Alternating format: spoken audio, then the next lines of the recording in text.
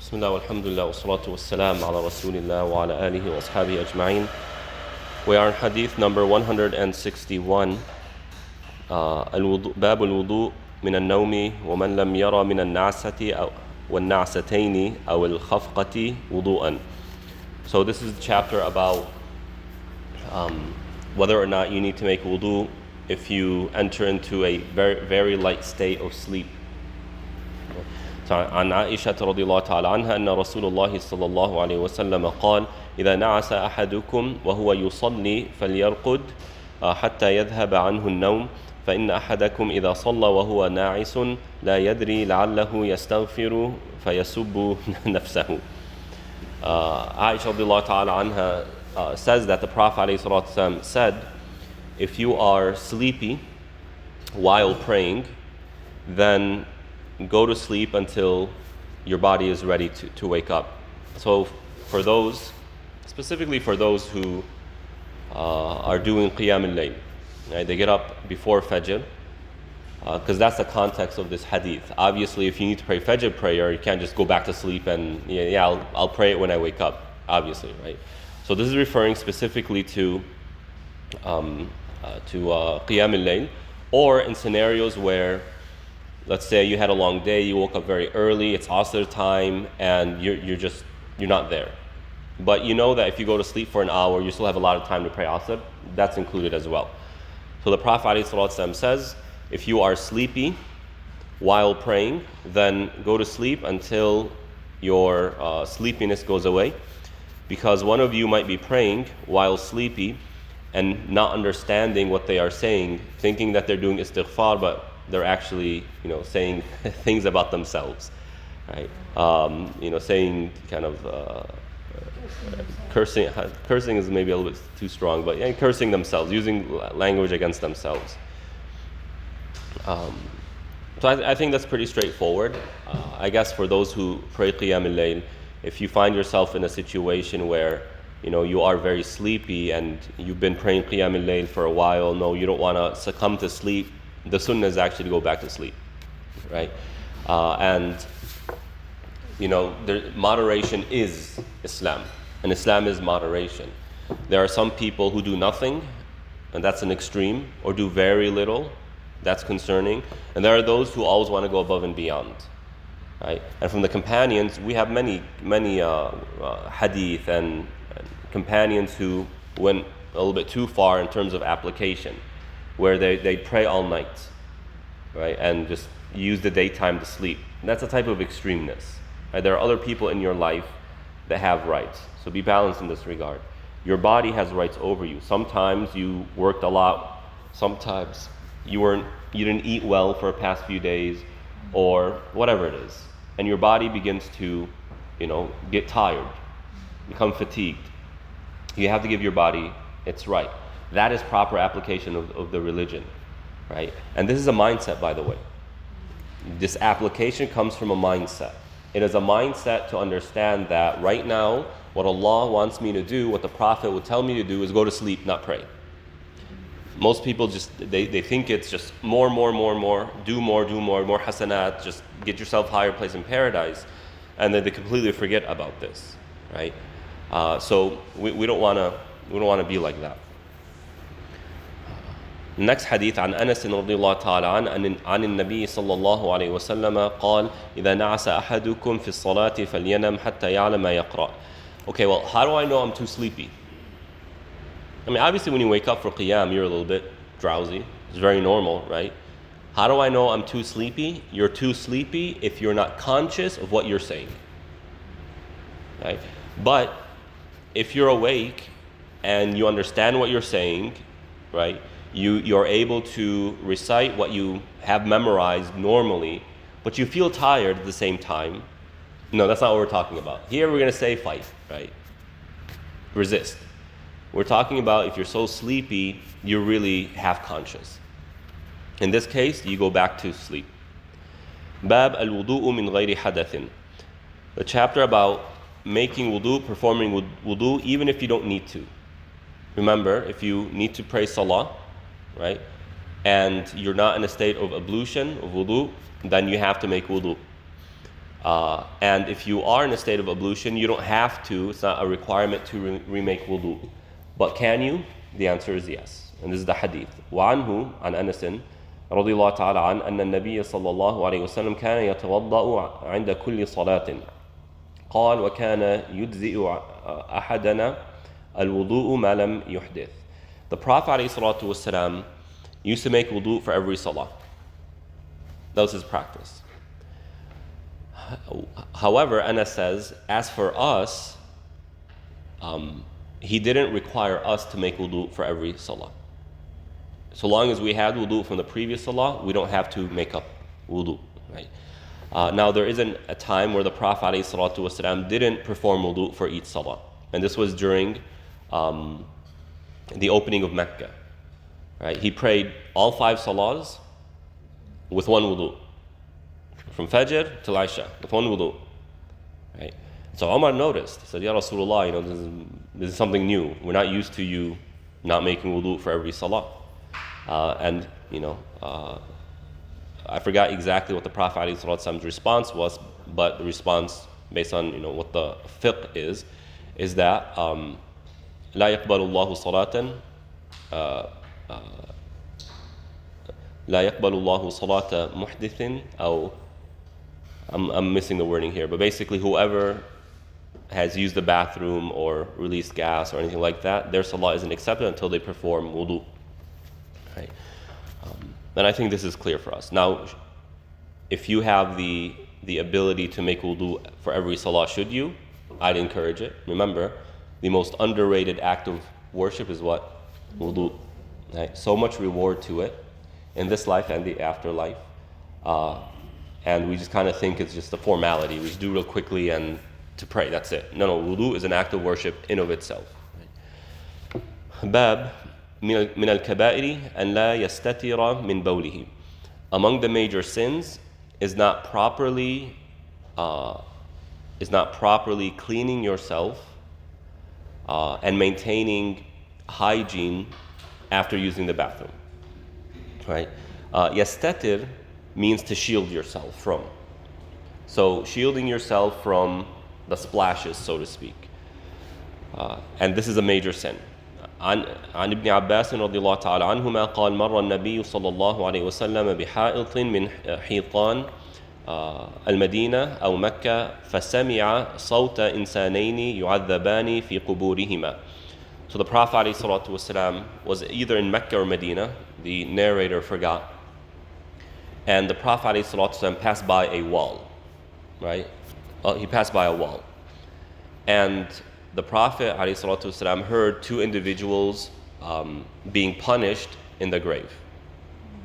Right? He heard their punishment, he heard their screams while they're in their grave. فقال النبي صلى الله عليه وسلم يعذبان وما يعذبان في كبير. So the Prophet said they are both being punished, and they're not being punished for something big. Big in a sense that they could have easily avoided it. What they did was a major sin. That's what they're being accountable for. But they could have easily avoided it. Now the assumption here, actually what's clear is that these 2 individuals are believers.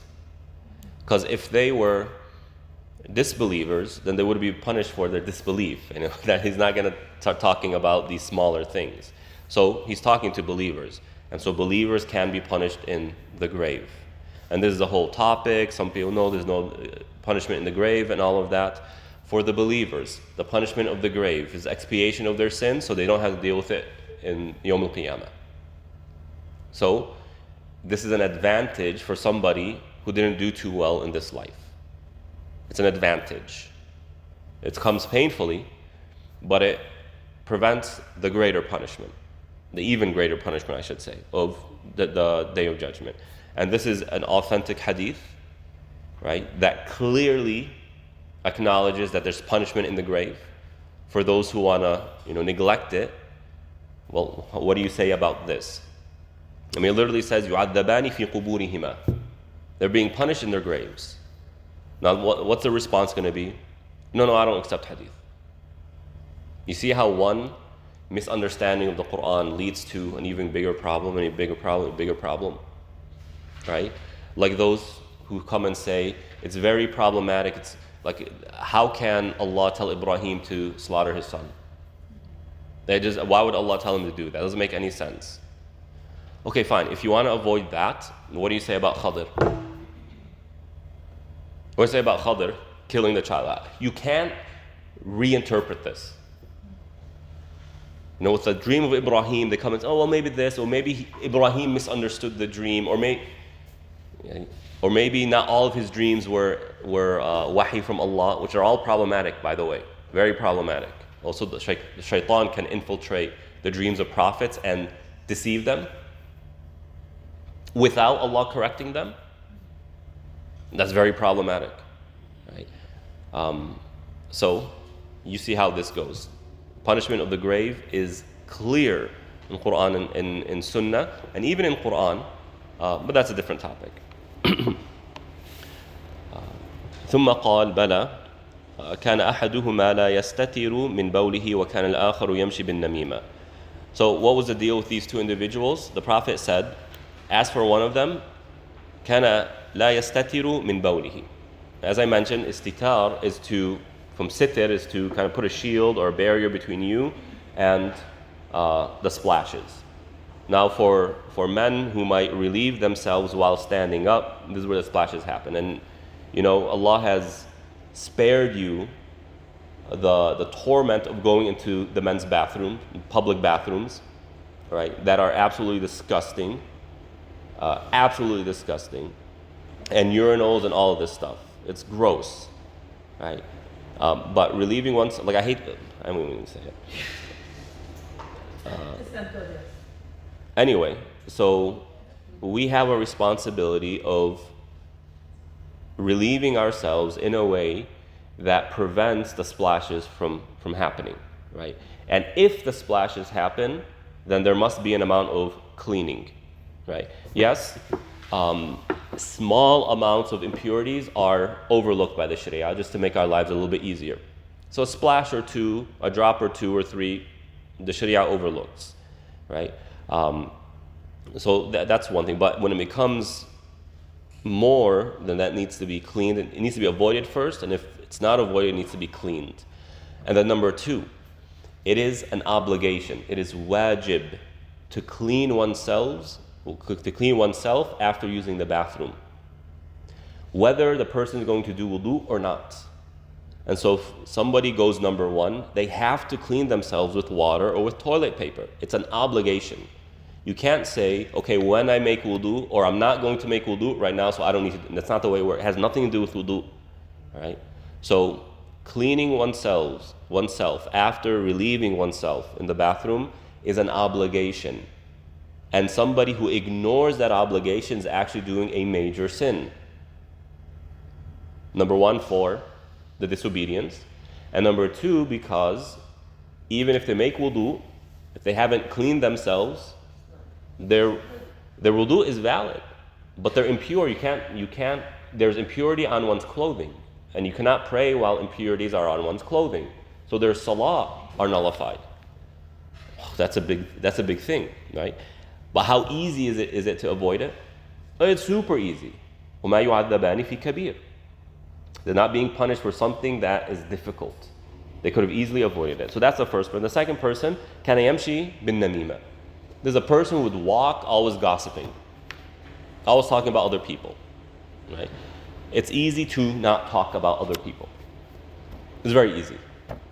Get yourself a job, get yourself some activities, hobbies.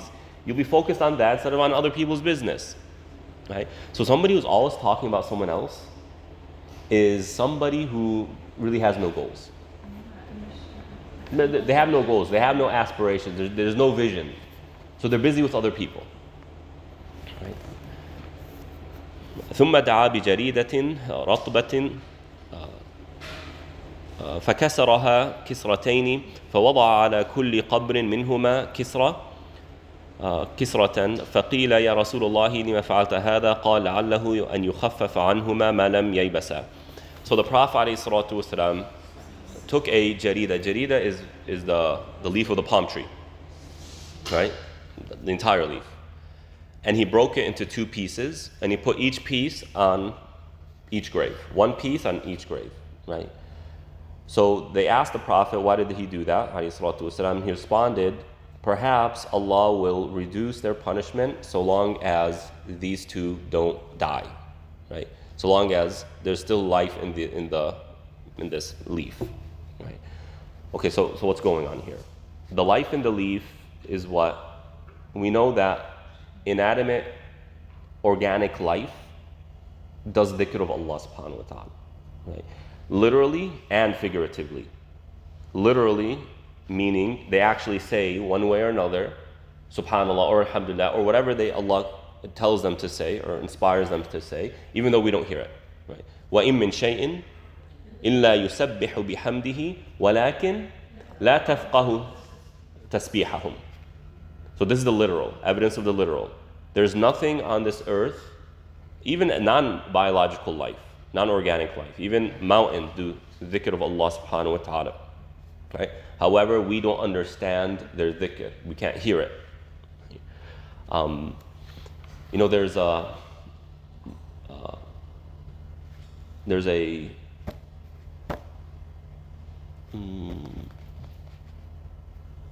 There's a hadith where an incident will happen where the rocks and trees will start speaking to the believers, right? In a very particular moment. And that could be, I think there are a few explanations. Either it's literal, like somehow that person, Allah allows them to hear what they are saying. Another is that it's actually an angel next to the rock or next to the tree, but the person can't see it, but they're hearing the angel saying so-and-so, right? Or number 3, that we develop technologies that can actually detect the wavelengths of the sounds of these objects, right? That's also a possibility, subhanAllah. Anyway, so here you have this organic life that's doing dhikr of Allah subhanahu wa ta'ala, and that dhikr is resulting in reduced punishment for those individuals. But when they become, when that plant dies, it's no longer doing dhikr, and therefore, the punishment goes back to the standard amount. So that's the idea here. Now, is this something that believers should practice? Because you find people in graveyards, you'll find plants and whatnot. So what's going on here? Some scholars said that this is unique to the Prophet. This is a one-time thing. That Allah allowed the Prophet to do it, alayhi salatu wasalam, and that's it. It's not a sunnah to be practiced, right? But other scholars said, no, it's nothing wrong with that. You could go ahead and do it. So if you see someone doing it, based on this hadith, there are many scholars who said that's fine. But it always begs the question, well, are they being punished? How do you know that, right? You don't know that. So you're better off just making dua for that individual. So if you have two options, going to that graveyard, going and finding some plant or whatever, putting it on the grave to try and benefit that person, or just using your time to make dua for them, which one's better? The dua, right? Now, another point here is we should put it upon our shoulders to try and reduce, try and improve the situation of the believers in graves, right? That is part of being a Muslim. Hence, what is the sunnah every time you pass by a graveyard, a Muslim graveyard? Not just that, there's a specific dua. Assalamu alaikum dara qawmin mu'minin wa insha'Allahu. There are a few variations, right? It's been a while since I've gone to a graveyard, to a funeral. SubhanAllah, now you'll find that a few funerals will happen as soon as you say this, right? Anyways, the dua that's very well known, what are you're asking, right? Yarhamullahu al-mustaqdimina minna wa minkum al-mustakhirin. May Allah have mercy on those who passed before and who will pass after, from among those who are living and among those who have passed on. So also Allah subhanahu wa ta'ala says in the Quran, وَالَّذِينَ جَاءُوا مِن بَعْدِهِمْ يَقُولُونَ رَبَّنَا اغْفِرْ لَنَا وَلِإِخْوَانِنَا الَّذِينَ سَبَقُونَا بِالْإِيمَانِ. Right? Oh Allah, forgive us and forgive our brethren in Iman who pass before us. So it is part of Iman, it is part of Salah, part of righteousness to make dua for all believers, past and present. Sure, just ask in the chat, inshallah. Right.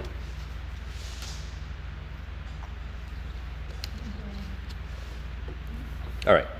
باب ما جاء في غسل البول أو غسل البول.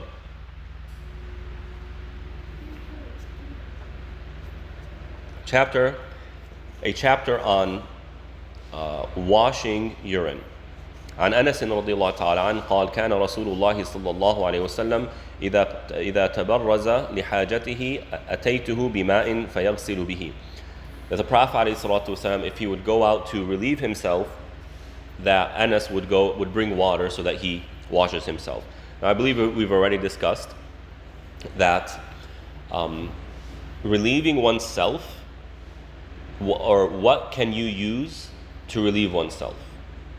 Is the use of water here an indication that the Sharia itself is telling us to use water and nothing else suffices? Or in other narrations, rocks and nothing else suffices? Or is it simply what they had available to them that was used as for cleaning? And the answer is the latter, the second one.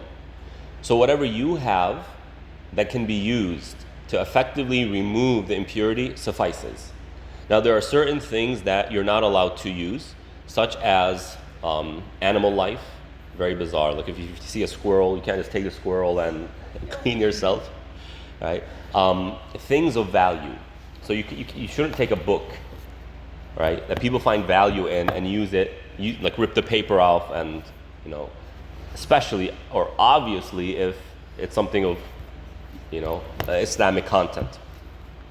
You can't use money, right? So if somebody's has I have nothing to clean myself with except a few dollars, you don't take the dollar bill and start cleaning yourself, because that is of value, right? But anything, toilet paper, water, not water, perfectly fine so long as it does the job. باب ترك النبي صلى الله عليه وسلم والناس الأعرابية حتى يفرغ من بوله في المسجد. So the chapter on the Prophet عليه الصلاة والسلام and the companions leaving a Bedouin to finish relieving himself when he was doing it inside the masjid. We know this hadith, right? This is a pretty well-known story. عن أبي هريرة رضي الله تعالى عنه قال قام أعرابي في المسجد فبال فتناوله الناس فقال له النبي صلى الله عليه وسلم دعوه. So a Bedouin came in the masjid and he started to urinate. Now, I don't think this Bedouin was a believer, but Bedouins are really interesting. They have very interesting personalities. Like if you've ever interacted with a Bedouin, whole completely different mindset. Very interesting people.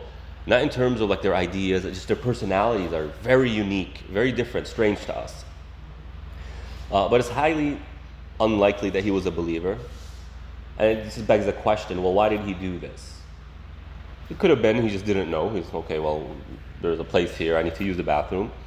Or he was upset with the believers or the Muslims and he kind of wanted to make a scene. Right? Allahu alam. So obviously, imagine some random person coming into this masjid and starting to urinate inside the musalla. What are people going to do? Right? They're going to go crazy. I mean, if they go crazy, if a kid runs around. How about if some person, a non-Muslim, comes into the masjid, right, and starts urinating? So naturally, the companions got up and they wanted to hit him. So the Prophet ﷺ told them to stop. Told the companions, stop, relax. What did they do, the companions? The Prophet told them, just don't do anything. What do the companions do? They stop, nothing. Why am I highlighting this? One of the things that made the companions who they were isn't that they never disagreed. Isn't that, mashallah, they were 24/7 serving Islam. What made them who they were is that when Allah and His Messenger say something, They obey. They obey. And it's important for us to realize this, because when Muslims disagree over things and they start posting on social media or on WhatsApp groups and whatnot, that's okay. The companions did it. But when Allah and His Messenger say something, if something comes about, like in one of these group chats, Muslims are arguing, right? And it's getting heated. And then somebody comes with a verse or a hadith that answers the question, resolves the dispute. Here's a test. This right here. If the group says, okay, Allah and His Messenger have spoken, and then they follow that, that's a healthy ummah right there. But if they don't and say, oh wow, then that's a problem, right? So they didn't do anything until the man finished, and then the Prophet said, هريقوا على بوله سجلا من ماء أو ذنوبا من ماء فإنما يعثم فإنما بعثتم ميسرين ولم تبعثوا معسرين. Oh, so beautiful. So after the man is done, the Prophet said, just go get a bucket of water and just spill it on it. Take a bucket of water and spill it on it. Now, this is dirt, right? They didn't have carpets. The message was dirt, literally. But we take a few things from here. How do you wash impurity? By water, right? It doesn't really have to go beyond that. So long as it removes the scent and the smell and the color, the scent and the color, you're fine. And if something that stains and you're not able to remove the color, it's pure. So long as there isn't a scent, right? Now in our times today, we just throw things in the washer, right? Or if somebody does that on carpet, we have these, the water vacuums or whatever. That's perfectly fine. So we don't have to overdo it. In other words, don't become OCD about it. Don't become OCD. Use your senses. Do your senses detect the impurity? If the answer is yes, then clean it. But if the answer is no, it's clean. Right? Now, water, scholars differ. Does water need to be used to remove impurities that are not just relieving oneself? Like if there's urine on the floor or something like that? Scholars differ. Some scholars say yes, water must be used. Other scholars say no. So long as the impurity is no longer detectable by the senses, you're fine. Right? So for example, if a baby, a kid wet his pants, and the mom or the dad just throws it on one of those drying racks that outside back in the day, or back in Eastern countries, and the sun dries it out to where you can no longer smell it, there's no color, right? It's fine, it's pure. It's been removed. Fire is the same thing. You know how when you go to the barbecue and somebody else used it, what's the first thing on the mind of the Muslim? Is it pork? Mm-hmm. The barbecue pork, right? Now what I'll say to that is fire cleans. Because fire takes something and completely alters its molecular structure, right? It becomes ash. So fire purifies. Now, by all means, clean it, right? What I'm saying is you don't have to go OCD about it. Take one of those grill cleaners, that's enough. If you want to go beyond, it's up to you. But in terms of the purity, I've seen some people take like foil and put it on top of the metal because, there might be impurities. No, it's not. Fire purifies. So unless you see a piece of bacon that's still intact, then you should, okay, well, what do I need to do now? Then you clean it. But if it's not, then fire purifies. Okay, so the Prophet ﷺ tells the companion, just toss some water on the place where he urinated. He didn't tell them to shovel it, to take the dirt out, replace the dirt, or to do anything beyond this water. That's it. Right? And then the Prophet said, I was sent to make things easy. I was sent to make things easy, and you weren't sent to make things difficult. It's very interesting wording. I was sent to make things easy for you. Your role isn't to make things harder. So when you say فإنما بعثتم, Oh, بعثتم, I'm sorry, I misread. بعثتم, I misread. You were sent to make things easy. You weren't sent to make things difficult. Jazakallah khair. This is a mindset, right? This is a mindset. How can I make things easy?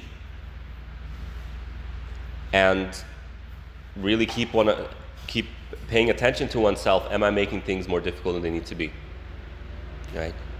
This is the way of the Prophet ﷺ.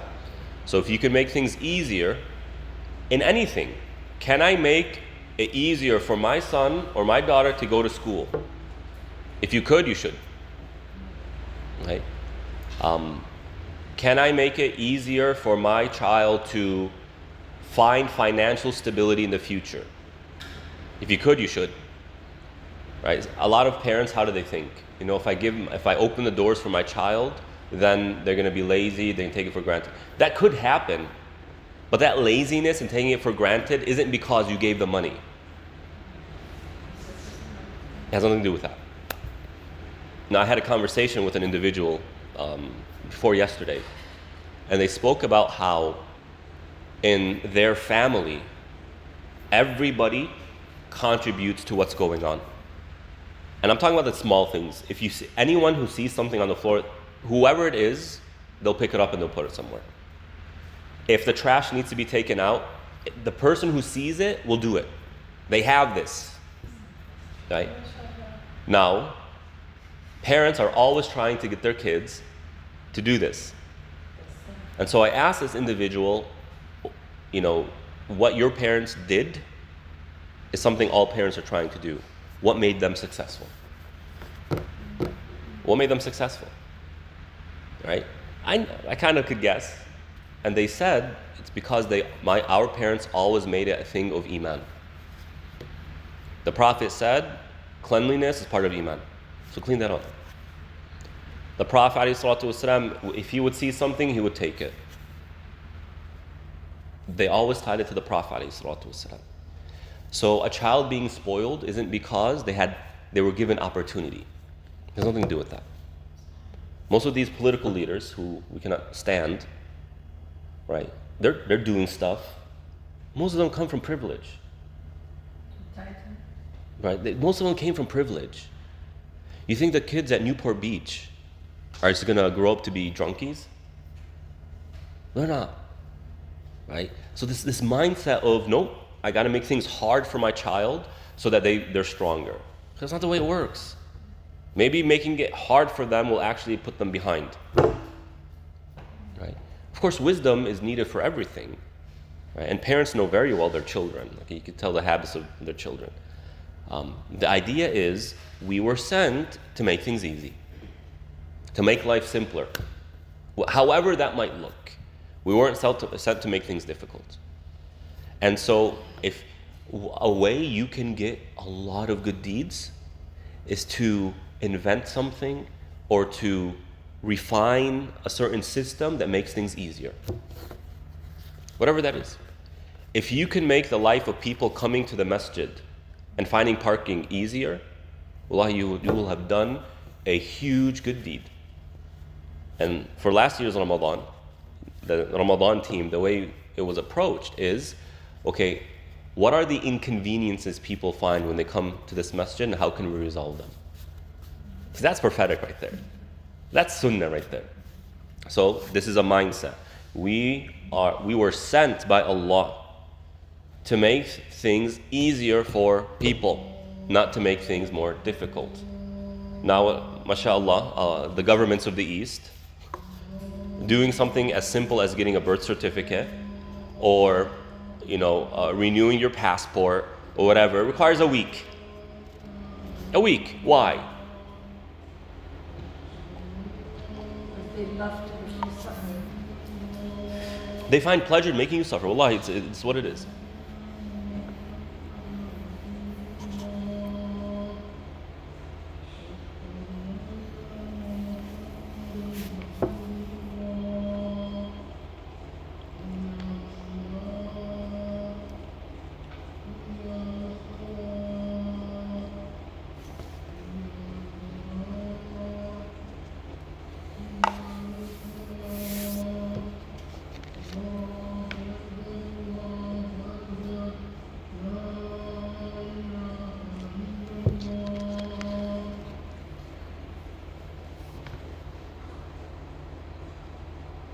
Bab Bawl al-Sibyan. The chapter of the urine of children and infants. عن أم قيس بنت محصن رضي الله تعالى عنها أنها أتت بابن لها صغير لم يأكل الطعام إلى رسول الله صلى الله عليه وسلم فأجلسه رسول الله صلى الله عليه وسلم في حجره فبال على ثوبه فدعا بماء فنضحه ولم يغسله. So a lady brought her infant boy to the Prophet ﷺ, and this infant had yet to begin eating solids, so under a year. And so the Prophet ﷺ sat the child in his lap and started to play with the child. Now, there's a beautiful statement by a Bedouin, right? And the Bedouin was asked, how does one among you lead their people? And he gave this very concise list of how it's beautiful, right?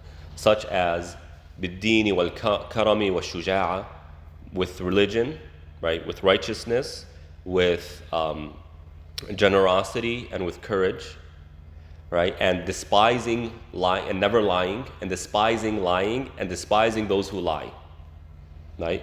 And not sitting with those who are problem makers. Anyway, it goes on, and one of the things they mention is showing mercy to kids. You gain the respect of their parents by showing the kids, right, that mercy and playing with those kids. So naturally, somebody who feels like their children are safe around, or their children like, or their children find laughter when they're around this person, then automatically you'll have a type of good opinion of that person. So the Prophet ﷺ, they do. They do share. Yeah. Right, play with their kids, because that wins kind of the opinion, the heart of the parent. Right. So this is part of the leadership style of the Prophet ﷺ. But this baby urinated on the clothes of the Prophet ﷺ. So once again, a lesson, not to get mad, not to get all feisty, and now why this and why that. So the Prophet ﷺ called for some water. فَنَضَحَهُ. What does it mean? It means he kind of just sprinkled the water, right? Or he poured the water on the clothing and just kind of did like this with the water, right? So sprinkle it or kind of lightly remove it. And he didn't wash the clothing, meaning I don't mean he didn't put it in like the washing machine. He didn't put it in the washing or something like that. No. When they would wash, they would, immerse it in water and squeeze and all that. No, very simply, by putting some water on it or just splashing some water on it and removing that water, that's enough. So this is different than if it were an adult, if it were the urine of an adult. So what's the difference here? What's the deal? So here you have the first question is, does this apply for all children or no? And the answer is, in fiqh, no. It's only for boys, not girls. Now all the 21st century ladies start freaking out. What? Why? Why is the Sharia favoring boys and whatever? Well, let's look at the opinions among the scholars.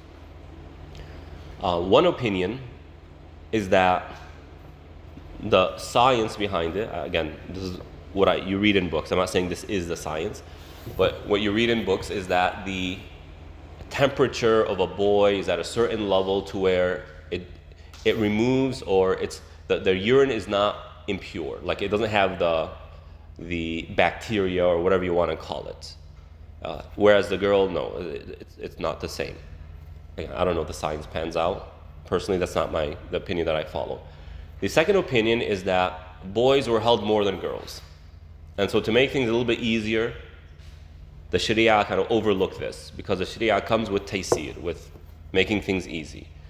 Again, were girls not being held? Right? Okay, what do you mean by boys were being held more? By who exactly? By their mothers? That's obviously not the case. By men, right? Okay, well, if it's by men, the same ruling applies, right? Like, it just becomes weird. And therefore, that I don't follow this opinion. The third opinion is that it has to do with the way the urine comes out. For a boy, it tends to be just direct in one spot. And for the girl, it tends to have a bigger area, right? This is probably the correct opinion. Why? So that's one. Number two, there's nothing here. In fact, this is not saying the urine of the boy is pure. No, it's impure, as is the girl's. Right? That's another thing. Number three, the Prophet ﷺ would pray while holding his grandchildren, both the male grandchildren and the female grandchildren. Now, the assumption is if you're holding an infant, there's an amount of urine in their diaper or their clothing, right? So the Prophet would hold them, ﷺ, and pray. So technically he's holding impurity, but he wouldn't differentiate between the two. So it has nothing to do with male or female, right? Had it been where the male's urine is not impure, whereas the female is at that age, right, then you probably would have seen a difference between him holding it. So both are impure. And therefore, I say it just has to do with how the urine is released, and that it's easier to clean just simply by the way it's released. That's it. Right. So this cannot be used as evidence that the Sharia prefers boys over girls. All right. These days, if you put the top, like it's a baby or like himself, and you put all his stuff or whatever inside the washer, it's clean, or you have to clean it? No, it's clean. So putting it in the washer is perfectly fine. Baby, not baby, Yeah, perfectly fine. Clean it first and put it. No, you don't have to pre-clean or clean the impurity before putting it in the washer. And the washer takes care of it, right? Because the point here is what? The point here is to clean it, right? This isn't an act of worship. This is an obligation, but it's not an act of worship where you need an intention. It just needs to be cleaned. However it's cleaned, whether it's cleaned by the sun or by fire or by water or whatever, right? Go ahead. What? There's a cycle of pre-wash for babies' clothing. Anyway, okay, we'll go ahead and stop there at hadith number 168. Wa sallallahu ala nabiyyina Muhammad wa ala alihi wa ashabihi ajma'in.